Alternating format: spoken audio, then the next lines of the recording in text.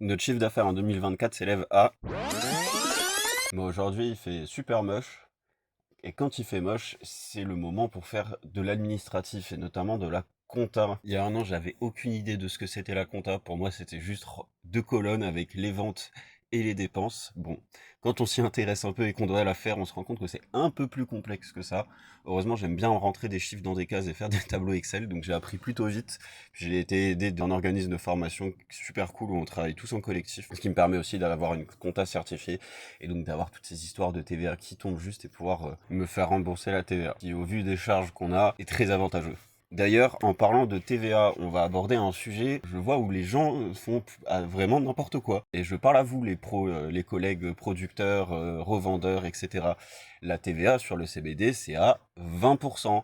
Je vois des gens sur Facebook qui postent des photos de fleurs non manucurées et qui affirment qu'ils peuvent les vendre à 5,5 parce que avec une manucure, apparemment, ça c'est un produit transformé, et du coup, là, c'est à 20. Le CBD, sous quelque forme qui soit en végétal, c'est 20%. C'est pas moi qui le dis, c'est la Mildeka, donc le site du gouvernement, qui dit exactement: les produits à fumer sont redevables de la TVA au taux normal de 20% et non au taux des produits alimentaires. Certains produits sont présentés sous forme de tisane et de poux pourris, sont susceptibles d'être fumés et font l'origine d'une attention particulière pour éviter la soustraction au taux normal de TVA. Même s'il y a marqué ne pas fumer, l'État, en cas de contrôle, va considérer ça comme un produit à fumer. Et donc, si on applique une TVA à 5,5, on est fraudeur de la TVA. Et je peux vous dire que l'État ne rigole pas du tout quand on fraude la TVA, même si c'est pas intentionnel.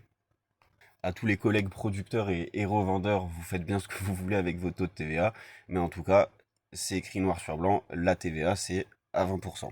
Même si vous vendez ça en tant que fleur à infuser ou que c'est pas manucuré ou je ne sais quoi, c'est considéré comme un produit fumable. Vous l'aurez remarqué, c'est encore une contradiction. En France, on n'a pas le droit de vendre les fleurs de CBD en tant que produit à fumer.